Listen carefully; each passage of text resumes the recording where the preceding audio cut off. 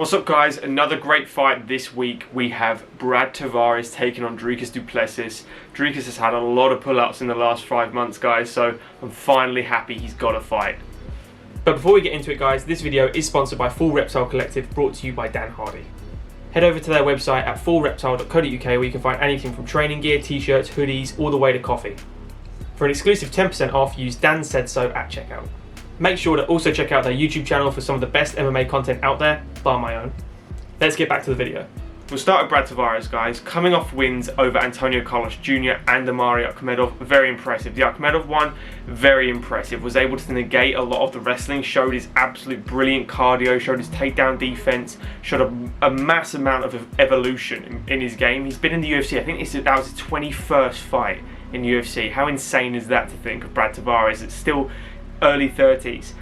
The guy is a very good mixed martial artist, but he's now coming into that development stage where the new wave of guys is coming in and they're already a step ahead of him with less experience.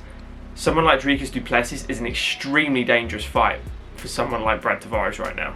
So what does Brad do really well? Counters calf kicks beautifully. He did get his calf a little beaten up in that fight, but every time Omari went for a calf kick, shot back with a straight right and really tagged Omari, and it was showing dividends into the second round when he finally stopped throwing the calf kicks. That's how you negate them. You punish them for throwing them. What does Dricus Du Plessis do really well? He throws inside and outside calf kicks so goddamn heavy. His shins must be made of mahogany at this point because he's tagging people and they just lose all mobility very quickly. Brad Tavares has had trouble with counter strikers in the past, so what did he do against Akhmedov as well? Counter strike himself. Sat back, didn't use a lot of movement, didn't go in and out, didn't use lateral movement at all, just kind of plodded along, trying to take center of the cage, which was a good idea, especially for scorecards, and it was a very close fight. It was a split decision win. I did have him win comfortably 2-1, but it was close.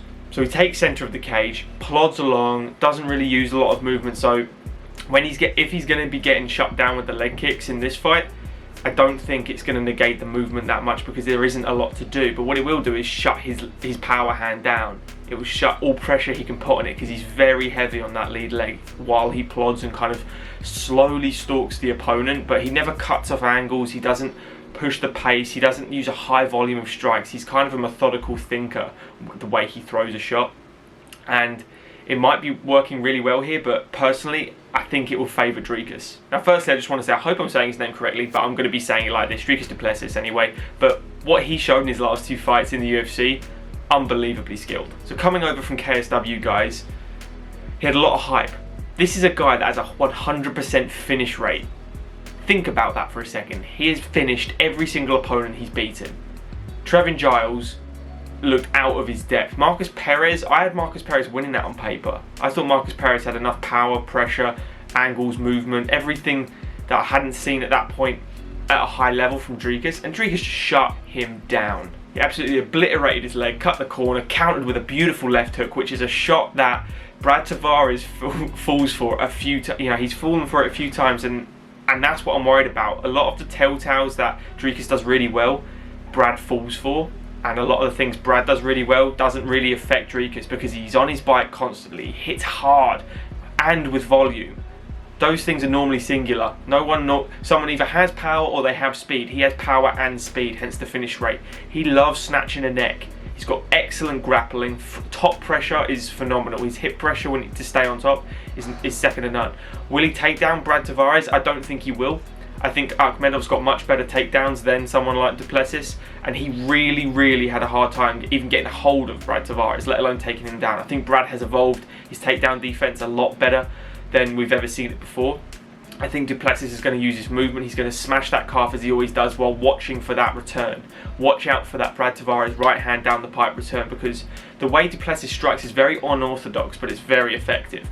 And for me personally, guys, I think Du Plessis has more than enough skill here to butcher his leg, land that switch body kick, the left kick to the body, really hurt Tavares here and probably catch him with something like a left hook in the pocket when they close up. So for me guys, I am going to Plessis. I am going to Plessis. I think he has more than enough skill to win this fight. I think he's a lot better than Brad Tavares. I would like to see him win as well, so it's a little bit of biasy, but I think the writing's on the wall with this one. You've got a methodical plodder that doesn't throw a lot of volume, doesn't hit crazy hard either, is just like a technical decent striker against someone that's unorthodox, crazy pace, crazy volume, crazy angles, doesn't stop moving, doesn't stop hitting, and he throws such dynamic strikes that it keeps you second guessing. So for me, guys, it is Dricus. Let us know your comments down below. Like the video if you have enjoyed it, guys, and subscribe to the channel if you are new. Enjoy the fights, guys. Cheers.